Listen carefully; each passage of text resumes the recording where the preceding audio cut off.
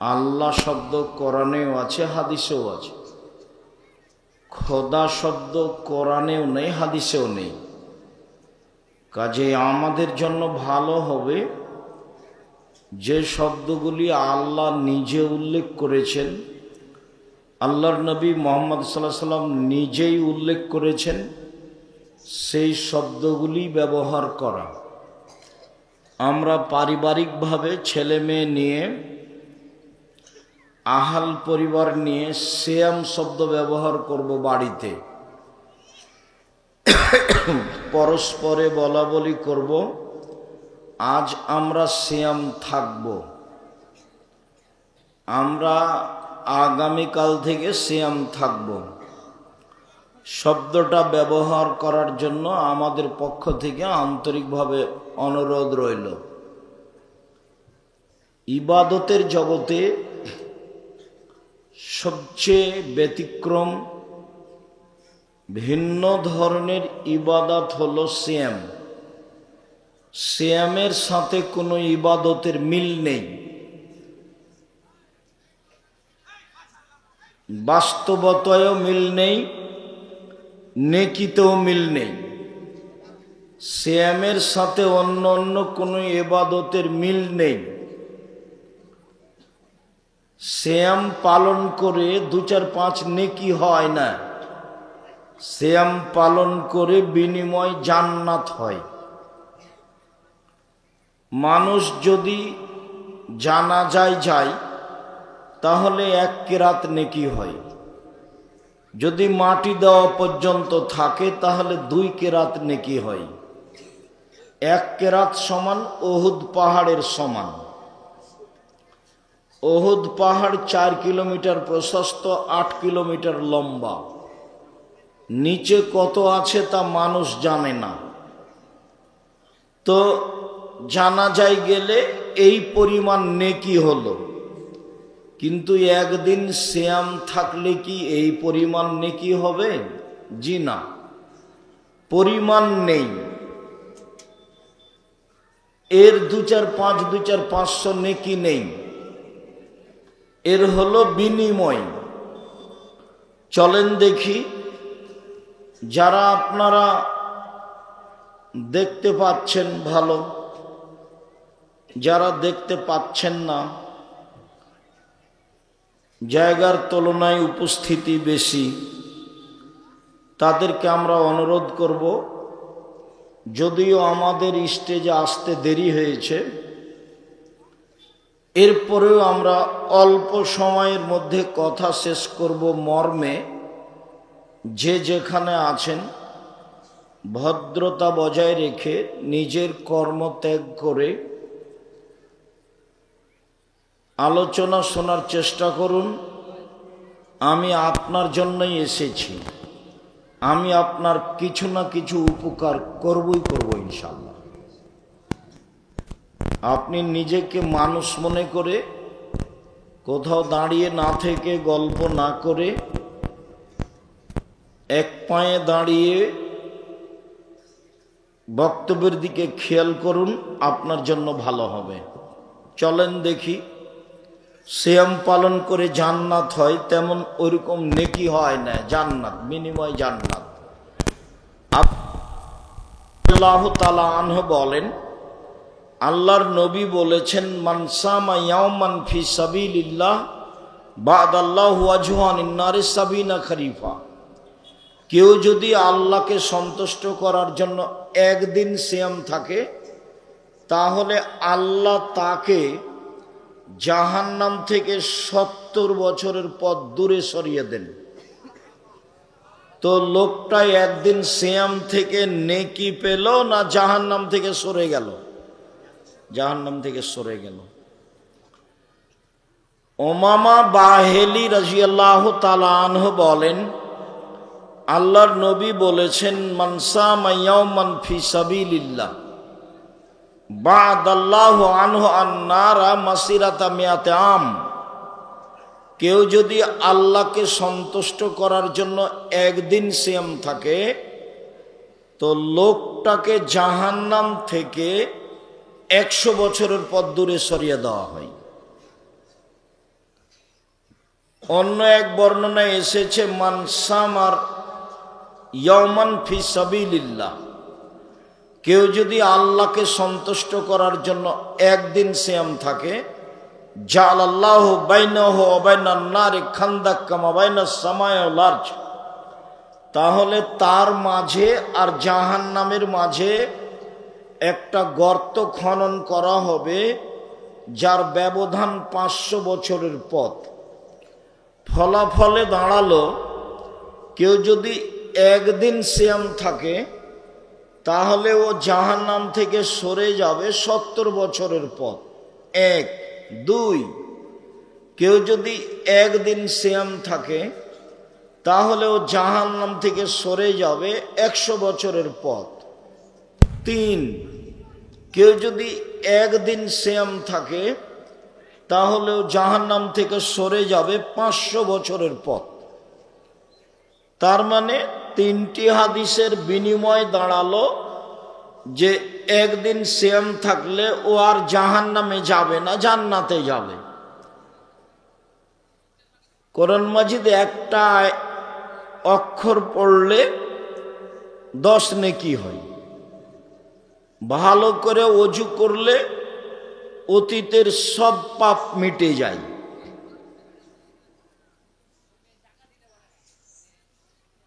রাসূল সাল্লাল্লাহু আলাইহি সাল্লাম বলেছেন, ইন্নাল ওযু ইয়াহদুমু মা কানা ক্বাবলাহু, নিশ্চয় ওযু অতীতের সব পাপকে মিটিয়ে দেয়। ভালো করে ওযু করলে, পায়ে হেঁটে মসজিদে গেলে, সলাতের পরে সলাতের অপেক্ষা করলে পাপ মিটে যায়, মান বেড়ে যায়। পাপ মিটে যায়, মান বেড়ে যায়। একদা আল্লাহ তাআলা আমাদের নবীকে বলছেন, মুহাম্মদ সাল্লাল্লাহু আলাইহি সাল্লাম, আপনি কি বলতে পারেন ফিমা ইখতাসিমুল মালাউল আলা, ওপরে কি নিয়ে হইচই হচ্ছে? তো আমাদের নবী বললেন, নাম, হ্যাঁ আমি বলতে পারি, ফিল কাফারাত, ওপরে ফেরেশতাগণ বলা বলি করছেন আদমের ছেলে মেয়ের পাপ মিটে যায় কিভাবে, মান বেড়ে যায় কিভাবে, এই নিয়ে কথা হচ্ছে। তাতে আল্লাহর নবী বললেন যে ইসবাগুল ওযু, সুন্দর করে ওযু করলে পাপ মিটে যায়, মান বেড়ে যায়। ওয়াল মাশু আলাল আকদাম, পায়ে হেঁটে মসজিদে গেলে পাপ মিটে যায়, মান বেড়ে যায়। ইন্তেজারুস সালাত বাদাস সালাত, আল মাকসু ফিল মাসাজিদ বাদাস সালাওয়াত, সালাতের পরে মসজিদে বসে বসে তাসবিহ তাহলিল জিকির আজকার করলে পাপ মিটে যায়, মান বেড়ে যায়। এইটুকু বলার পরে আল্লাহর নবী বললেন, মান আশা বেখাইরিন ও মাতা বেখাইরিন, এইরকম অবস্থায় তার মরে যাওয়া ভালো, তার বেঁচে থাকা ভালো, তার মরে যাওয়া ভালো ও বেঁচে থাকা ভালো। তারপরে বললেন, ওয়াকানা মিন খাতিতিহি কায়ামিন ওয়ালাদাতহু উম্মুহু, তারপর লোকটা হয়ে যায় সেই দিনের মতো যেদিন তার মা তাকে জন্ম দিয়েছে, নিষ্পাপ হয়ে যায়। কি কথা, আবার ফিরে যাই। ভালো করে ওযু করলে, পায়ে হেঁটে মসজিদে গেলে, সালাতের পরে মসজিদে বসে বসে তাসবিহ তাহলিল জিকির আজকার করলে 1 পাপ মিটে যায়, 2 মান বেড়ে যায়, 3 এখন মরে যাওয়া ভালো, বেঁচে থাকা ভালো, মরে যাওয়া ভালো, বেঁচে থাকা ভালো, 4 লোকটা হয়ে যায় সেই দিনের মতো যেদিন তার মা তাকে জন্ম দিয়েছে, নিষ্পাপ হয়ে যায়। তো আমি কি বলতে চাচ্ছি, বলছি যে ওযু করলে পাপ মিটে যায়, মান বাড়ে। সিয়াম রোজা এরকম নয়। সিয়াম রোজার বিনিময় এগুলো নয়, ওর বিনিময় হলো জান্নাত। আবু হুরায়রা রাদিয়াল্লাহু তাআলা আনহু বলেন, রাসূল সাল্লাল্লাহু আলাইহি সাল্লাম বলেছেন, সিয়ামুজ জান্নাহ, সিয়াম রোজা হলো ঢাল, বিপদ থেকে বাঁচার জন্য যা ব্যবহার করে সেটা হলো সিয়াম।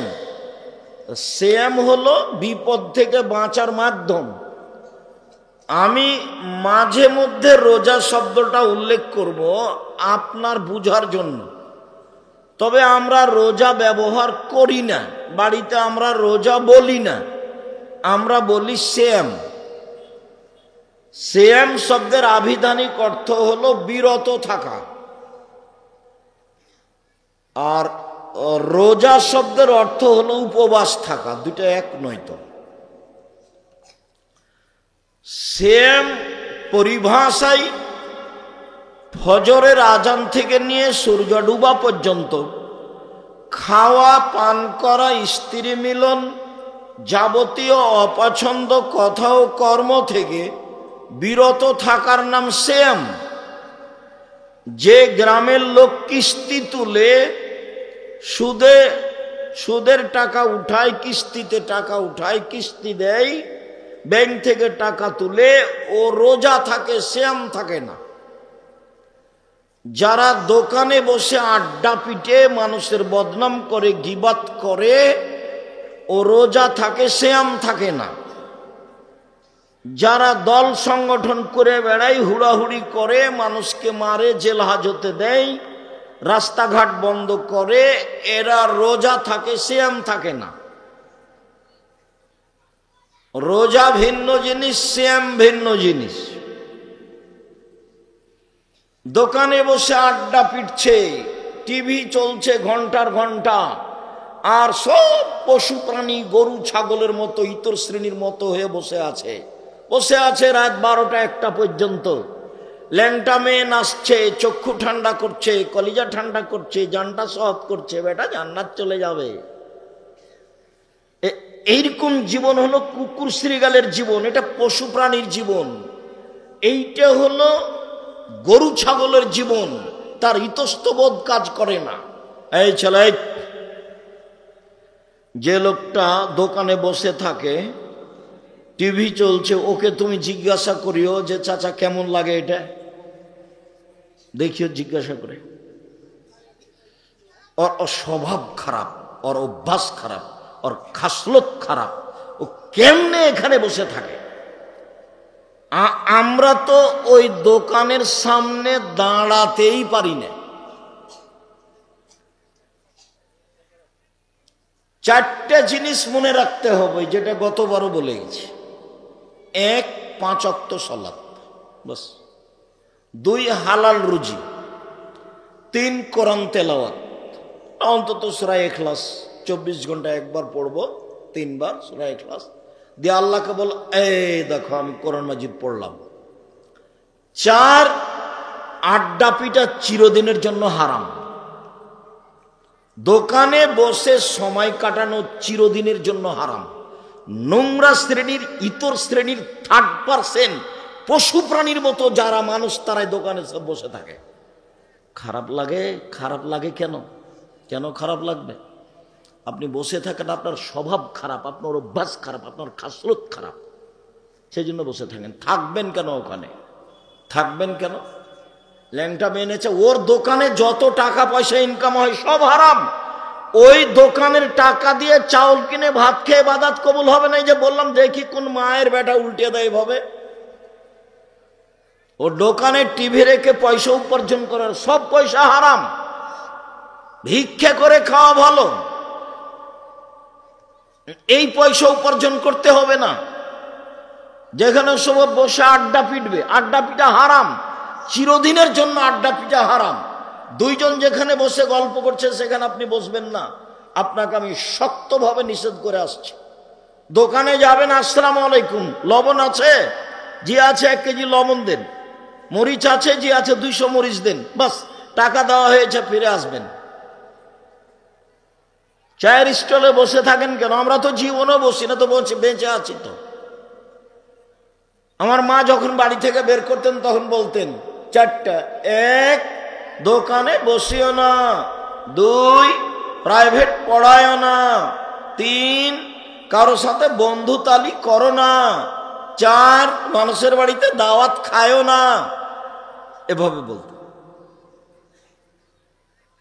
কই আমরা তো কোনোদিন দোকানে বসি না, আজও তো আছি, আমরা মরে গেছি আমরা। বাসায় কারফিউ জারি থাকবে, একরাহুল কালামা বাদাল এশায়ে ওয়া ইয়াকরাহুন নাওমা ক্বাবলাল এশায়ে।